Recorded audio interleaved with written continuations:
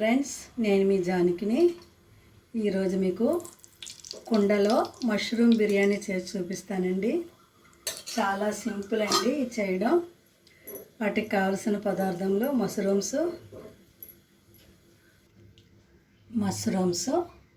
2 పచ్చిమిరపకాయలు, 2 వెల్లుల్లి, అల్లము, 4 లవంగాలు, 4 మిరియాలు, స్పూన్ ధనియాలు వేసుకొని పేస్ట్ చేసుకుందామండి.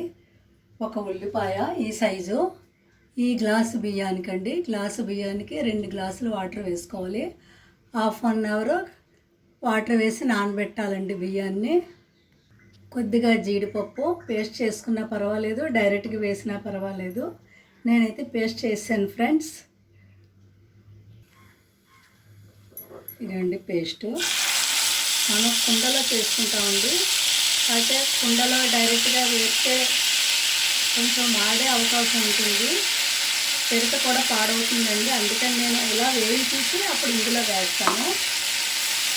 దీనికి మనం చెక్కగరిటే వాడాలండి. కుండకి మట్టి పెరుకులో కానీ మన కుండలో కానీ ఏది చేసినా చెక్కగరిటే వాడాలి, అయితే పగిలిపోతుంది. మష్రూమ్ ముక్కలు వేసి వేయించుకుందామండి. రుచికి సరిపడా ఉప్పు,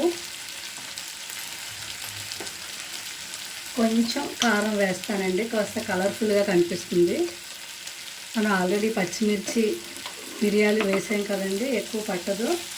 మనం చేసేది 1 గ్లాసే కదండి. ఇదిగోండి మట్టి పాత్ర పాడవకుండా ఉంటుంది. నేను ఆల్రెడీ ఆయిల్ రాసి ఉంచాను ఫ్రెండ్స్. చూడండి, ఇది వేగిపోయిందండి. వేగిన తర్వాత ఇలా వేసేసుకుందాం ఫ్రెండ్స్.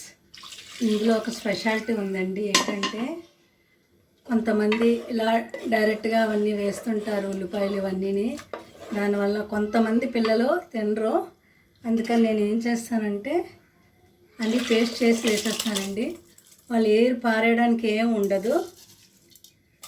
నేను ఎప్పుడు ఇలాగే చేస్తుంటానండి. మా ఇంట్లో పిల్లలు కూడా ఉన్నారు, పెద్దలు ఉన్నారు, ముసలి వాళ్ళు ఉన్నారు.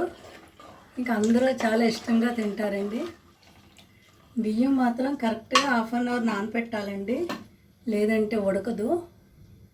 ఇది కొత్తగా నేర్చుకున్న వాళ్ళు కూడా చాలా ఈజీగా నేర్చుకోవచ్చండి. మీరు ట్రై చేయండి ఫ్రెండ్స్. మట్టి పాత్రలో వండేటప్పుడు మనం స్టవ్ సిమ్లో పెట్టుకొని వండుకోవాలండి. టైం పడుతుంది కాస్త ఉడకటానికి. మట్టి పాత్రలో మనం ఏం చేసినా చాలా టేస్ట్గా ఉంటుందండి. కర్రీ అవనండి, బిర్యానీ అవనండి, ఏదైనా సరే. ఇంకా ఉడుకుతుందండి, ఇంకా 10 నిమిషాలు పడుతుంది, తొందరగానే ఉడికిపోతుంది. ఆల్రెడీ బియ్యం నాని ఉన్నాయి కదండి.